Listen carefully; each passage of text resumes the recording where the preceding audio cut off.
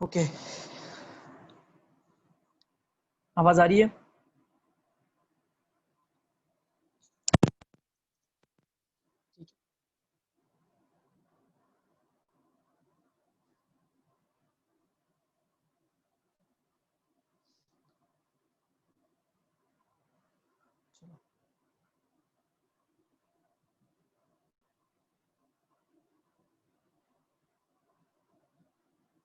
हाँ, यहाँ पे रोका था हमने। मैं आपको बता रहा था स्पेक्ट्रम के बारे में।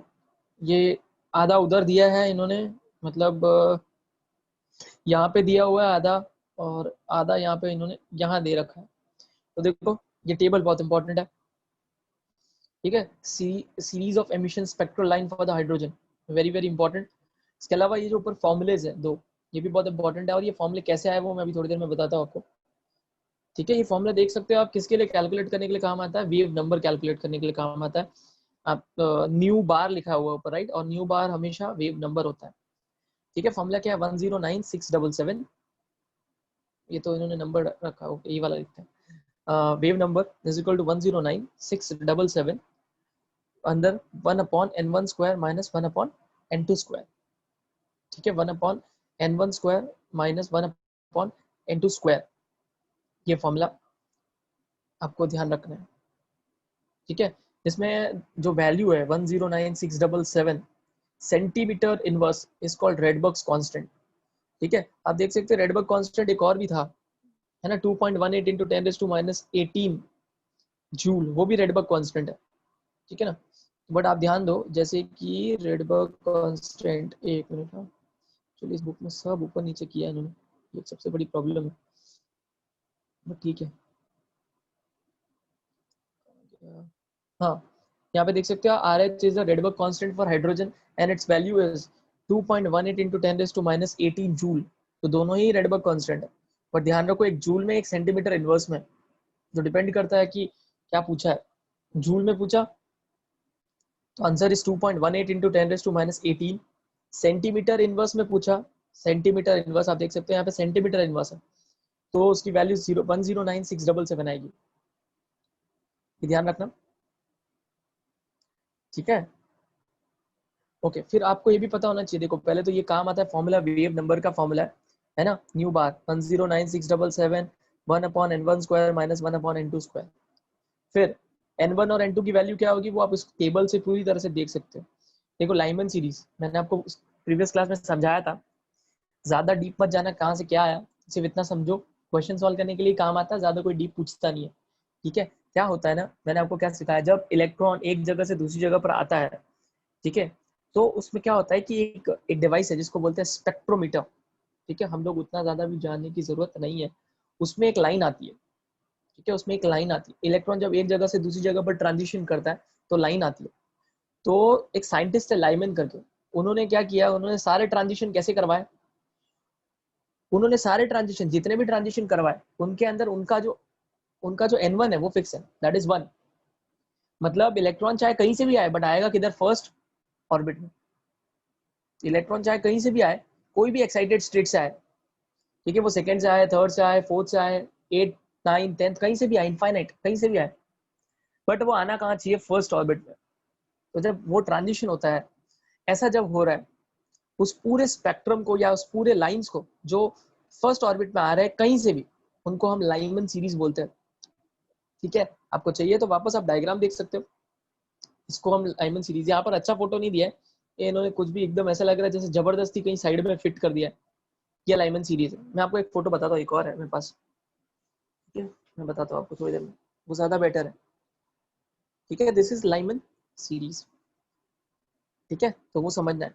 फिर बात ये आती है कि जब भी आपको लाइमन सीरीज मिलेगा, लाइमन सीरीज मतलब क्या है कि लाइट, सॉरी, इलेक्ट्रॉन जो है वो कहीं से भी ट्रांजिशन करेगा बट आएगा किसमें, n1 में, है ना। और जब भी आपको मैंने क्या सिखाया, जब भी इलेक्ट्रॉन एक जगह से दूसरी जगह पर जाता है तो या तो वो फोटोन एमिट करेगा, है ना, या तो वो फोटोन एमिट करेगा या एब्जॉर्ब करेगा।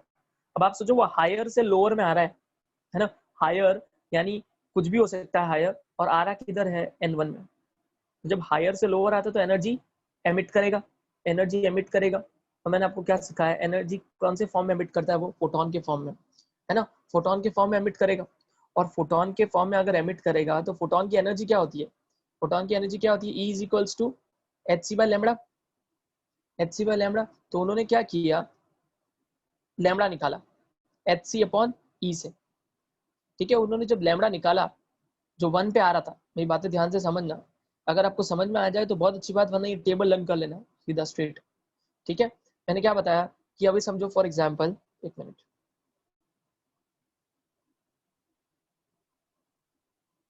हाँ, इसमें से कोई भी लाइन ले लो आप, कोई भी लाइन ले लो लाइनमैन सीरीज की, कोई भी लाइन सेलेक्ट कर लो। समझो ये वाली लाइन मैंने सेलेक्ट की, तो जब ये ट्रांजिशन हुआ रहेगा तो वेवलेंथ, तो एक फोटोन एमिट हुआ होगा। फोटोन एमिट, जब भी फोटोन एमिट होता है तो उसका एक पर्टिकुलर वेवलेंथ होता है ना, क्योंकि फोटोन एमिट होगा तो उसका, फोटोन की एक एनर्जी होती है, और एनर्जी हमेशा एनर्जी होगी तो उसका वेवलेंथ एंड फ्रीक्वेंसी भी होगा ही, E is equal to H C by lambda. तो जब भी वेवलेंथ को मेजर किया गया, तो जब भी जो भी लाइंस आ रही थी, जो भी लाइंस आ रही थी, सारी लाइंस को जब भी मेजर किया गया, उनका वेवलेंथ मेजर किया गया, तो उनका वेवलेंथ जो है वो कौन से रेंज में आ रहा था, अल्ट्रावायलेट के रेंज में आ रहा था। वो कौन से रेंज में आ रहा था, अल्ट्रावायलेट, है ना। मैंने आपको पूरा इलेक्ट्रोमैग्नेटिक स्पेक्ट्रम बताया था, है ना, CG, X, UVI, मिस्टर, वो पूरा सिखाया था। तो उन्होंने जब ये पूरा लैम्बडा निकाला उसका, तब वो लैम्बडा किस में फिट हो रहा था, अल्ट्रावायलेट वाले सेक्शन में, अल्ट्रावायलेट वाले सेक्शन में। इसीलिए लाइमन सीरीज की स्पेक्ट्रल रीजन क्या है, अल्ट्रावायलेट, अल्ट्रावायलेट।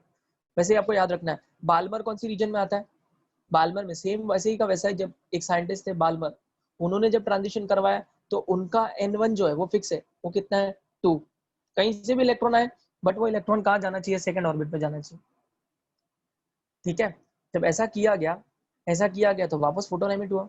जब वो फोटोन एमिट हो रहा था तो उसकी वेवलेंथ मेजर की गई, तो उसकी वेवलेंथ किधर लाई कर रही थी, विजिबल रेंज में, विजिबल में।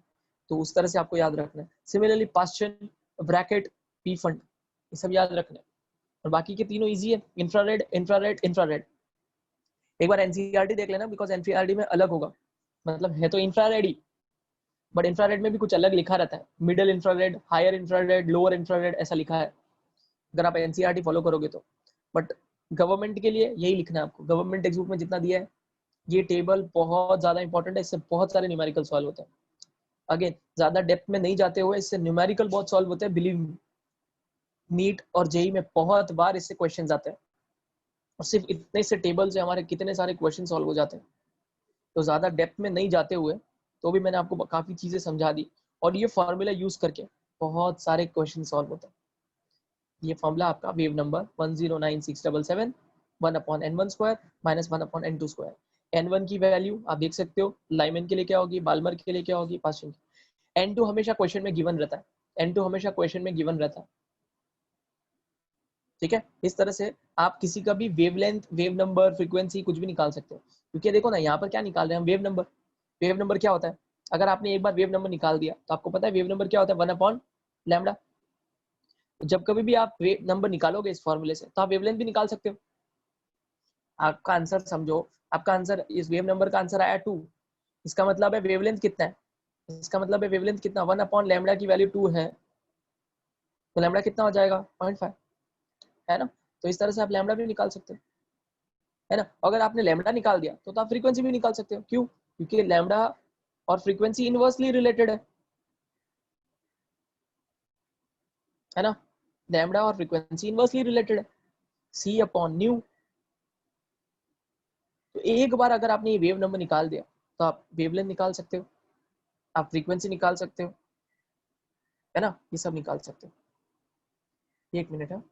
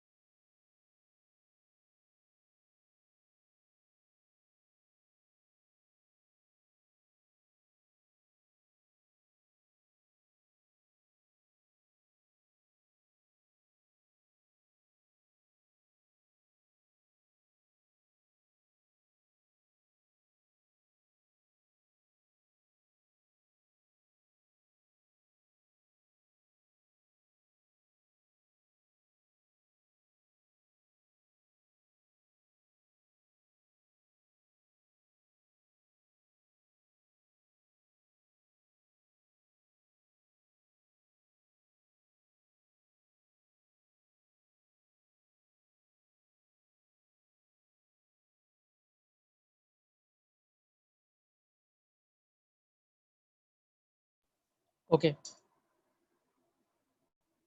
ठीक है, तो इतना आपको याद रखना है। तो अगर एक बार आपने वेव नंबर निकाल लिया तो आप वेवलेंथ निकाल सकते हो, आप फ्रीक्वेंसी निकाल सकते हो, ठीक है, आप एनर्जी भी निकाल सकते हो, है ना, क्योंकि E is equal to H C by lambda होता है, तो इसीलिए ये बहुत इंपॉर्टेंट होता है। समझ में आया इतना? इतना क्लियर है?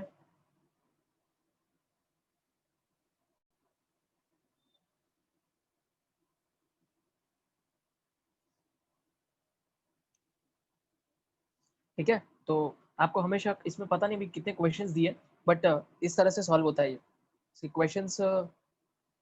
कोई दिखा तो मैं आपको डेफिनेटली बताता हूँ, रुको इसमें क्वेश्चन है क्या, बिकॉज ये इंपॉर्टेंट क्वेश्चन होता है वन ऑफ द। देखो दिया question, what is the wavelength of the photon emitted during the transition from the orbit of n equal to 5 to that of n equal to 2 in the hydrogen atom. इन्होंने तो clear cut दे रखा है, n equal to 5 तो n equal to 2 में, ठीक है। और logic सी बात है, हमेशा आप क्या लोगे अगर आपको कंफ्यूजन हो कि n1 क्या है n2 क्या है, तो बहुत लॉजिक सी बात है।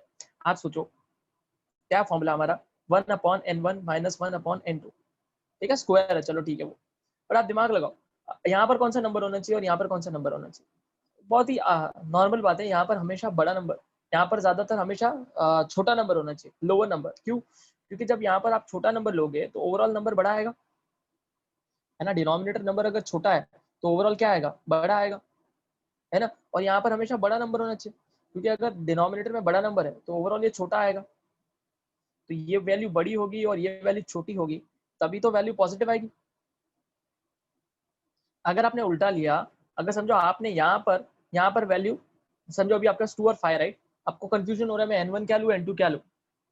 अब लॉजिक लगाओ, अगर आपने यहाँ पर अगर आपने 2 ले दिया, सॉरी, यहाँ पर अगर आपने 5 ले लिया, बड़ा नंबर है 5, तो आप अगर आप यहाँ पर 5 लोगे और यहाँ पर अगर आप 2 लोगे, यहाँ पर अगर आप 2 लोगे, तो दिमाग लगाओ अगर आपने यहाँ पे 5 ले लिया तो छोटा हो जाएगा वैल्यू, है ना, और यहाँ पर बड़ा हो जाएगा। तो अगर छोटे में से बड़ी वैल्यू माइनस करोगे तो नेगेटिव वैल्यू आएगी। और दिमाग आप लॉजिक लगा सकते हो, वेवलेंथ कभी नेगेटिव नहीं होता, वेवलेंथ नेगेटिव होता ही नहीं है। तो इस तरह भी सोच सकते हो आप मैथ्स के अकॉर्डिंग, अगर इन केस आपको कंफ्यूजन हो तो, ठीक है, वो भी सोच सकते हो। तो यहाँ पर देख लो, वो लोग n equal to 5 to that of n equal to 2, है ना। तो आप n1 क्या लोगे 2 और n2 क्या लोगे 5, n2 क्या लोगे 5, ठीक है। और 109677 तो है ही, उस पूरे को आप सॉल्व करोगे तो देखो एक नंबर आया, है ना, पूरे को सॉल्व किया तो एक नंबर आया। फिर उन्होंने क्या किया, उससे वेवलेंथ निकाला, उससे वेवलेंथ निकाला, ठीक है, उससे उन्होंने वेवलेंथ निकाल दिया 1/लैम्बडा करके, इस तरह से पूरा सॉल्व हो गया। उन्होंने नैनोमीटर में फाइनली आंसर निकाला। तो ये क्वेश्चन आप ट्राई करोगे अभी नहीं, थोड़ी देर बाद, ठीक है। तो इस तरह से अब ये क्वेश्चन तो बहुत सिंपल हो गया, इन्होंने दे रखा है सब कुछ, बट कभी कभी वो लोग सीरीज का नाम लिख के देते, बाल्मर सीरीज है, लाइमन सीरीज है, पास्चन सीरीज है, तो सीरीज का नाम लिखते तो आपको क्लियर होना चाहिए। वो कैसे क्लियर होगा, वो आपको इस टेबल से क्लियर होगा, हमेशा ये टेबल ध्यान में रहना चाहिए। लाइमन, बाल्मर, पास्चन, इसका n1 क्या है n2 दिया रहेगा, और स्पेक्ट्रल रीजन पता होनी चाहिए, ठीक है, ये ध्यान रखना, बाकी कुछ भी नहीं है। देखो इसको बोलते हैं एमिशन स्पेक्ट्रम, ये ऐसी लाइंस आती है, ठीक है, ऐसी लाइन आती है, ये तो ठीक है, ऐसी दी है इन्होंने, ऐसी लाइट्स आती है, सॉरी ऐसी लाइंस आती है स्पेक्ट्रोमीटर में, डिवाइस में, और ये फॉर्मूला है, ये इंपॉर्टेंट है। वापस बोल रहा हूँ, ये टेबल 3 चीजें लिंक्ड है, ये फॉर्मूला और ये इन्होंने एक जगह दिया नहीं है, ठीक है, तीनों आपस में लिंक है। आप चाहे तो एक बुक में लिख सकते हो तीनों एक साथ, क्योंकि मैंने बोला भी था आपको होमवर्क के लिए ये वाला डायग्राम ड्रॉ करने, ठीक है, ओके, इतना समझ में आना चाहिए।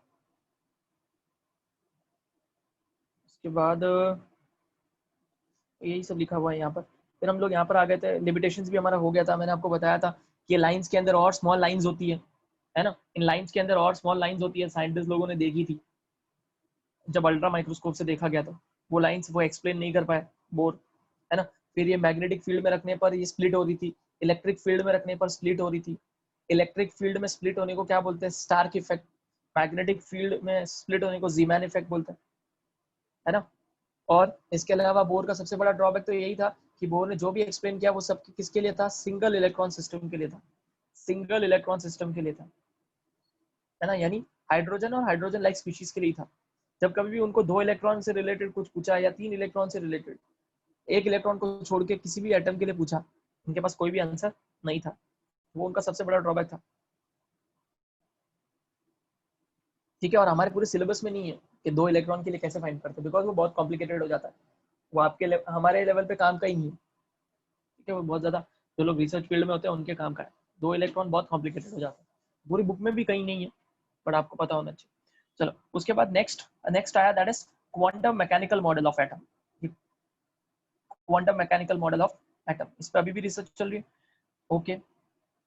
अब देखो उस क्वांटम मैकेनिकल मॉडल के 3 बेस है ना। सबसे पहला है डी ब्रॉगली इक्वेशन, या फिर बोल सकते हैं Deol behaviour, which was given by de Broglie. Scientist थे डी ब्रॉगली। उनका कहना था कि कोई भी दुनिया में कोई भी चीज हो, उनका हमेशा 2 नेचर होता है, वेव नेचर और पार्टिकल नेचर। सिमिलरली लाइट के पास भी वैसा ही है। लाइट, ये मैं पहले भी बता चुका हूँ, लाइट के पास भी वेव नेचर भी है और पार्टिकल नेचर भी है। जब वो प्रोपोगेट करेगा, लाइट जब प्रोपोगेट करेगी तब वेव नेचर, इंटरैक्ट करेगी तब पार्टिकल नेचर, ठीक है। पार्टिकल नेचर से क्या प्रूव होता है?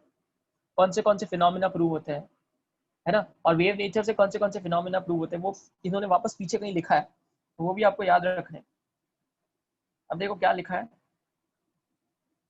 reasons for the failure of the Bose model, with the limitation of Bohr model for hydrogen atom becoming transparent, attempts were made to develop a better and general model for atom.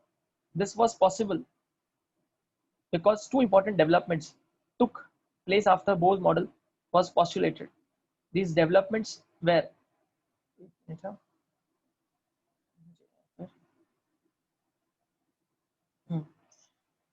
de Broglie's proposal of dual behavior of matter and Heisenberg's uncertainty principle.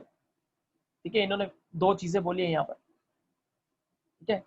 इसके बाद Bohr model के पास 2 चीजें और आई, एक तो D Broglie का proposal जो कि ड्यूअल बिहेवियर ऑफ मैटर को एक्सप्लेन करता है, और एक है हाइजेनबर्ग्स अनसर्टेनिटी प्रिंसिपल। ठीक है, क्या होता है वो मैं आपको समझाता हूँ, ज्यादा डिटेल में हमें जाने की जरूरत नहीं है अभी से वापस। ओके, क्या लिखा है? In Bohr model an electron is regarded as a charge particle moving in a well-defined circular orbit about the nucleus.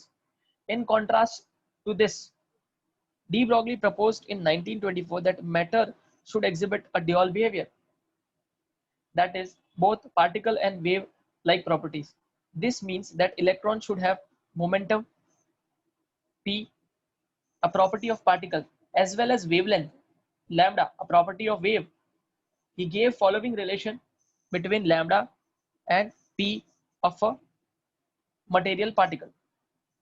ठीक है, तो क्या है, डी ब्रॉगली जो थे उनका कहना था कि दुनिया में जो भी मैटर है, जो भी मैटर्स है, उनके पास हमेशा 2 बिहेवियर होते हैं।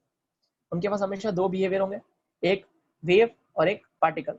अब पार्टिकल किससे डिसाइड होता है? मोमेंटम से। देखो दुनिया में जो भी चीज अगर पार्टिकल बिहेवियर शो करती है ना, तो उनके पास हमेशा एक चीज होनी चाहिए, that is momentum. That is momentum, है ना, मास इनटू वेलोसिटी। और जो भी वेव नेचर शो करते हैं, वेव नेचर जो भी शो करते हैं, उनके पास कौन सी प्रॉपर्टी होने वाली है? वेवलेंथ, है ना, वेवलेंथ। तो डी ब्रॉगली का यही कहना था कि जो इलेक्ट्रॉन रिवॉल्व कर रहा है, इलेक्ट्रॉन रिवॉल्व कर रहा है in the orbit around the nucleus, वो पार्टिकल नेचर भी है उसके पास, और उसके पास वेव नेचर भी है। और अगर पार्टिकल नेचर है तो उसके पास मोमेंटम होगा, और वेव नेचर है तो उसके पास वेवलेंथ भी होगा। और उनका ये भी कहना था कि दोनों इनवर्सली प्रोपोर्शनल है, मतलब wavelength is inversely proportional to momentum, wavelength is inversely proportional to momentum. तो उनका कहना था कि पार्टिकल नेचर, प्लीज समझना, particle nature is inversely proportional to wave nature. Particle nature किससे प्रूव होता है? मोमेंटम से, है ना। वेव नेचर की कैरेक्टरिस्टिक प्रॉपर्टी क्या है? वेवलेंथ। तो उनका ये कहना था कि particle nature is inversely proportional to wave nature, so momentum is inversely proportional to wavelength. है ना। फिर हम जब प्रोपोर्शनल साइन हटाएंगे तो कांस्टेंट आएगा, कांस्टेंट वापस कौन आने वाला है, h। ये बन गया डी ब्रोगलीज इक्वेशन। h क्या है आपको पता ही है, प्लैंक्स कांस्टेंट, जिसकी वैल्यू कितनी है 6.625 into 10⁻⁻34 जूल सेकेंड, है ना। तो इसको आप ऐसे भी लिख सकते हैं, lambda is equals to h upon p, ये भी लिख ही सकते हैं। खाली अरेंज किया मैंने इसको इधर और इसको इधर। और आप सबको पता है कि मोमेंटम की वैल्यू कितनी होती है, mass into velocity, mass into velocity. Therefore एक और फॉर्मूला क्या हो सकता है, lambda is equals to h upon mv, h upon mv। ये डी ब्रॉगली का कहना था। अब आप ही देखो बुक में हेडिंग क्या लिखी है, reason for the failures of Bohr model, और रीजन कुछ समझाया नहीं। उन्होंने तो इतना बोल दिया कि बोर के बाद 2 साइंटिस्ट आए जिन्होंने अपनी अपनी थियरी दी। ये इस पैराग्राफ में लिखा है, यहाँ पे कहाँ लिखा है reason for the failure of Bohr model, ठीक है। तो वही बोल रहा हूँ, इस बुक में ना सब अजीब आड़ा टेढ़ा लिखा हुआ है, प्रॉब्लम ये है। तो इसीलिए मैं आपको बोल रहा हूँ, जब जब मैं जो जो पढ़ा रहा हूँ वो आप अपने बुक में नोट करिए अपनी लैंग्वेज में, जो आपको समझ में आती है, बेटर रहेगा, ठीक है। वैसे तो कंसेप्ट इंपॉर्टेंट है, बुक में कैसे भी लिखा हो, कंसेप्ट पे ध्यान दोगे, आपको बेसिक्स आता है, ठीक है, और ज्यादा डिटेल में आपको वैसे भी नहीं है क्वांटम मैकेनिक्स, ठीक है। तो लैम्डा इज इक्वल्स टू, एक ये भी सही है और ये भी सही है। तो इस तरह से ये पूरा डी ब्रोगलीज का इक्वेशन आ गया। तो this is D Broglie's equation, और ये डी ब्रोगली का कहना था। तो हमारा भी वही हाल है, हम भी मैटर है ना, ह्यूमन बीइंग भी क्या मैटर है। तो उनके पास पार्टिकल नेचर भी है और वेव नेचर भी है, बट हमारा पार्टिकल नेचर ज्यादा प्रोमिनेंट है। अब आप सोचो, अभी आप ही सोचो, हमारे में वेवलेंथ आएगा क्या, देखो वेवलेंथ कितना आएगा हमारे में, अगर कोई इंसान में वेवलेंथ कैलकुलेट करने जाए तो वेवलेंथ की वैल्यू क्या आनी चाहिए, wavelength is equals to h, h की वैल्यू कांस्टेंट है, कितनी है 6.625 into 10⁻⁻34। अब किसी भी एवरेज इंसान का वेट आप 60 kg भी गिन लो, 60 kg, तो 60 लिख दिया।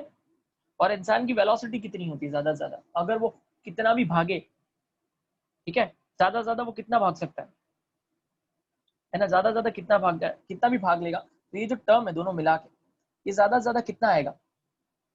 अब आप सोचो, एक तो इधर 60 था, समझो मैं वेलोसिटी जो है, वेलोसिटी हम किलोमीटर्स में नहीं ले सकते, हमें मीटर पर सेकंड में लेना होता है ना, वेलोसिटी हमें मीटर पर सेकंड में लेना होता है।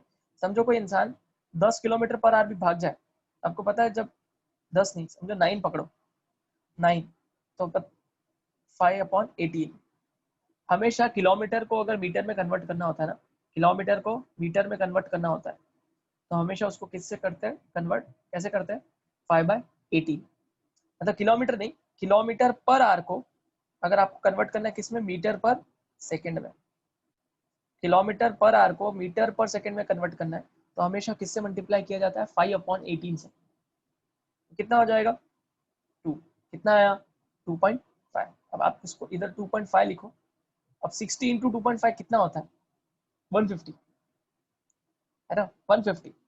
अब आप सोचो ऊपर नंबर क्या था 6.626 इंटू 10⁻⁻34, उसको आप 150 से डिवाइड भी करोगे तो क्या आने वाला है, ज्यादा से ज्यादा उल्टा और नेगेटिव में चला जाएगा वो, -34 तो है ही, पर से नीचे 150 है, तो वो तो 10⁻35 हो जाएगा।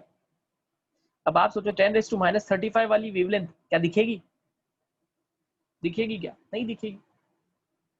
भाई अगर हम इलेक्ट्रॉन की बात करें तो इलेक्ट्रॉन का वेट कितना होता है, इलेक्ट्रॉन का वेट 9.1 इंटू 10⁻31 होता है ना, 9.1 इंटू 10⁻31। आप सोचो अभी -31 ऊपर 10⁻34 है, कैंसिल होके भी कितना आएगा, और वेलोसिटी भी अगर कितना भी गिन लो तो भी काफी प्रोमिनेंट आएगा वेवलेंथ।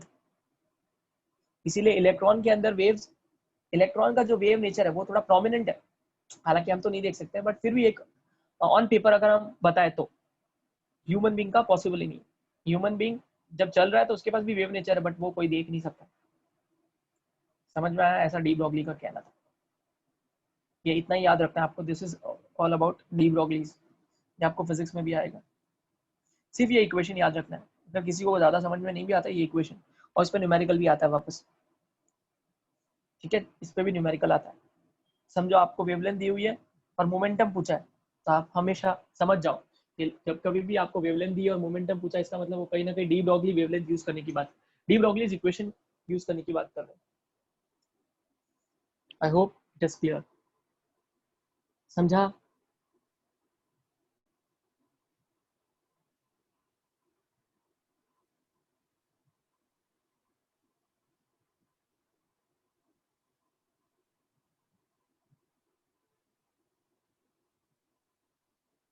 इतना क्लियर है?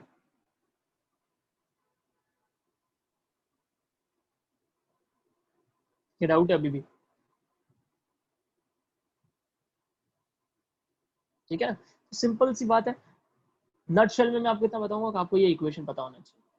डी ब्रॉगली कोई भी पूछे तो दो चीजें आप बोल सकते हो हमेशा, किसी को भी अगर कोई डी ब्रॉगली के बारे में बोलता है तो पहले यही बोलोगे कि डी ब्रॉगली ने क्या बोला था कि wave nature is inversely proportional to particle nature. Particle nature की कैरेक्टरिस्टिक प्रॉपर्टी क्या होती है कि पार्टिकल के पास हमेशा मोमेंटम होता है। वेव नेचर की कैरेक्टरिस्टिक प्रॉपर्टी क्या होती है, उसके पास वेवलेंथ होती है। तो आप अदर सेंस में ऐसा भी बोल सकते हो कि wave nature is inversely proportional to particle nature, therefore wavelength is inversely proportional to momentum. ठीक है, एंड सो ऑन, एंड फिर फाइनली हम इक्वेशन ड्रॉ कर सकते हैं। फिर इसके बाद ये क्वेश्चन आता है, आपको फिर से मैं बोल रहा हूँ ये कोई लेना देना नहीं, आपको कोई कुछ नहीं पूछेगा।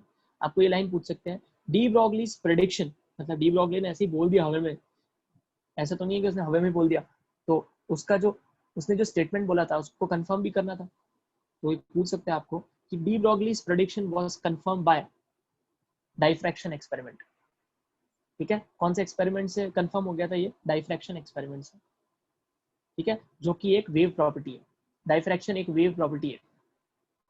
ठीक है, मैं आपको फिर से बोल रहा हूँ, ज्यादा डिटेल में मत जाना क्योंकि बहुत सारी चीजें फिजिक्स में आती है ये, diffraction, interference, black body radiation, photo electric effect.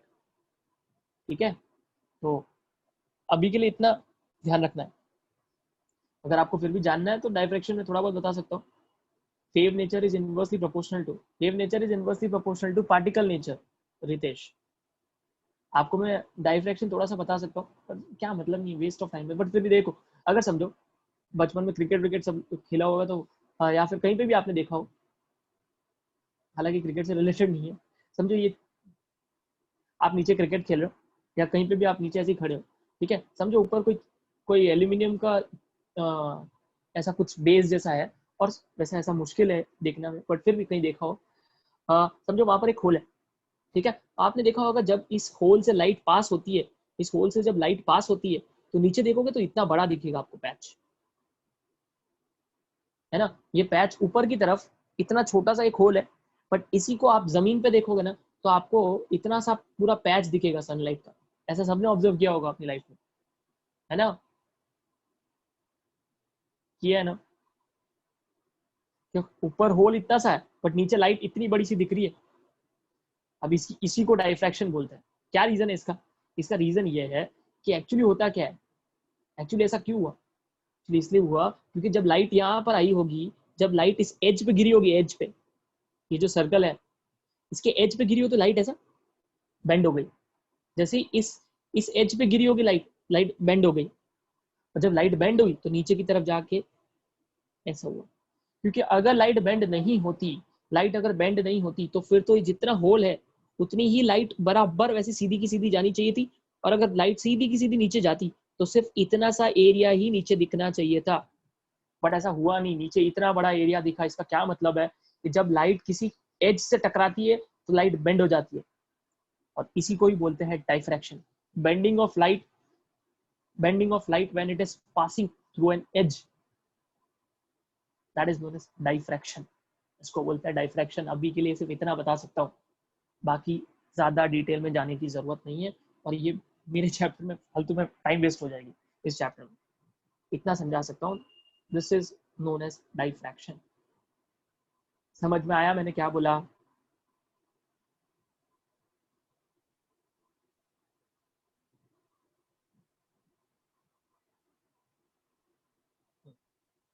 Okay, आज काफी ज्यादा लोग लग रहे हैं, कोई न्यू भी है क्या?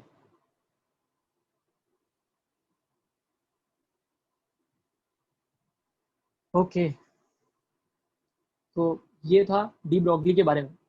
ठीक है, अभी नेक्स्ट है हाइजेनबर्ग्स अनसर्टेनिटी प्रिंसिपल। अगेन ये भी समझना बहुत डिफिकल्ट है, समझाना भी डिफिकल्ट है, तो ज्यादा वापस हम डिटेल में नहीं जाएंगे। अब क्या है, वापस सुनो फिर भी। जो जो इन्होंने दिया उतना मैं बताता हूँ। हाइजेनबर्ग्स अनसर्टेनिटी, अनसर्टेनिटी का मतलब है कोई भी चीज हम परफेक्टली नहीं बता पा रहे।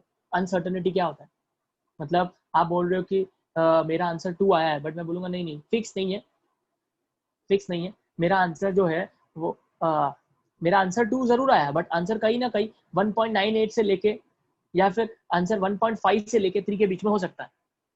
इसका मतलब है रेंज है, फिक्स नहीं है। फिक्स का मतलब होता है सर्टेनिटी, अनसर्टेनिटी का मतलब है कि आप श्योर नहीं है, that is known as uncertainty. तो वही इस में आपको कहीं ना कहीं दिखने वाला है, हाइजेनबर्ग्स अनसर्टेनिटी प्रिंसिपल। क्यों बोला गया ऐसा, क्योंकि हाइजेनबर्ग करके एक साइंटिस्ट वापस उन्होंने क्या नोट किया था, उन्होंने बोला था, ध्यान से मेरी बातें सुनना, उन्होंने बोला था कि हम कभी भी किसी भी इलेक्ट्रॉन का साइमल्टेनियसली साइमल्टेनियसली दोनों साथ में पोजीशन पोजीशन और मोमेंटम पोजीशन और मोमेंटम साथ में नहीं बता सकते। ये कहना था हाइजेनबर्ग का। मैं फिर से बोल रहा हूँ, हाइजेनबर्ग ने ऐसा कहा था कि एट अ टाइम, एक साथ हम इलेक्ट्रॉन की पोजीशन और का मोमेंटम साथ में कभी नहीं बता सकते। मतलब ये कि अगर आप मोमेंटम दोनों अगर साथ में बताने जाओगे, मतलब अगर आप मोमेंटम बताने जाओगे, परफेक्ट है मोमेंटम परफेक्ट बताने जाओगे, तो पोजीशन में अनसर्टेनिटी आ जाएगी। मतलब पोजीशन फिर फिक्स नहीं बता सकते, उसमें कुछ ना कुछ रेंज रहेगी। और अगर आप पोजीशन परफेक्टली बताने जाओगे तो मोमेंटम में अनसर्टेनिटी आएगी। ये उनका कहना था, मैं ये समझा रहा हूँ आपको, दोनों एक साथ नहीं बता सकते। ठीक है, इसका ज्यादा डिटेल में हम फिर से नहीं जा रहे, अभी के लिए सिर्फ इतना समझो कि ये हाइजेनबर्ग्स अनसर्टेनिटी प्रिंसिपल है। ठीक है, आप पढ़ते हैं क्या लिखा है हाइजेनबर्ग ने, देखो, in the year 1927 Werner Heisenberg stated the uncertainty principle. It is impossible to determine simultaneously the exact position and the exact momentum. Obviously momentum is decided by velocity, इसीलिए ब्रैकेट में velocity लिखा है। तो मतलब आप ऐसा भी बोल सकते हो कि कभी एक साथ इलेक्ट्रॉन की पोजीशन और वेलोसिटी साथ में नहीं बता सकते, या फिर आप ऐसा भी बोल सकते हो कि पोजीशन और मोमेंटम साथ में नहीं बता सकते। देखो क्या लिखा है, in the other words the momentum and position of an electron can not be determined with the same certainty, मतलब श्योर नहीं हो सकते आप कि हाँ इतना ही है। If the certainty of determination, ध्यान से ये लिखना है, ये लाइन बहुत ही कंफ्यूजिंग तरीके से लिखी हुई है, ध्यान से पढ़ो, मैं भी पढ़ रहा हूँ बट आप लोग वापस पढ़ना इसको। If the certainty of determination of one property of the two is high, मतलब दोनों में से किसी एक की सर्टेनिटी अगर ज्यादा है, वही बोला ना, if the certainty of determination of one property of the two is high, it means that uncertainty of its determination is low. In that case, the uncertainty of determination of other property is very high. तो बहुत ही confusing तरीके से लिखा हुआ है, चाहिए तो वापस पढ़ो। क्या बोला है इन्होंने कि अगर एक प्रॉपर्टी आप जो बता रहे हो उसकी सर्टेनिटी अगर ज्यादा है दोनों में से तो जो आप दूसरी वाली चीज बता रहे हो, जो दूसरा प्रॉपर्टी होगा, उसकी अनसर्टेनिटी बहुत ज्यादा होगी। अगर एक की सर्टेनिटी बहुत ज्यादा है तो दूसरी की अनसर्टेनिटी बहुत ही ज्यादा होगी। यही लिखा है ना, देखो ना, if the certainty of the determination of one property of the two is high, it means that the uncertainty of its determination is low. ना, मतलब क्या बोल रहे हैं कि अगर इसकी सर्टेनिटी ज्यादा है, मतलब किसी एक प्रॉपर्टी की सर्टेनिटी ज्यादा है, तो उन्होंने क्या लिखा, it means that the uncertainty of its determination is low, मतलब उसकी अगर सर्टेनिटी ज्यादा है तो अनसर्टेनिटी लो होगी। वही जो दूसरी प्रॉपर्टी है उसकी अनसर्टेनिटी ज्यादा होगी। In that case the uncertainty of the determination of other property is very high. I hope आपको समझ में आया मैंने क्या बोला है। चाहिए तो आप वापस पढ़ सकते हो और फिर मुझे बताओ कि कोई प्रॉब्लम है क्या, क्योंकि ये पार्ट जो है, जो बच्चे लोग थोड़ा सा कंफ्यूज में रहते हैं, सोचते ये सब क्या चल रहा है कभी सुना ही नहीं ये सब क्या है एक्चुअली टॉपिक वैसा है। मैं भी जब आया था तो मैं भी यही सोचता था, और बहुत क्यूरियोसिटी रहती है कि ये सब क्या है, इसका क्या लिंक है एटम से, क्या हो रहा है, ये सब ऐसा रहता है। बट है जो है, आपको पढ़ना है वैसे।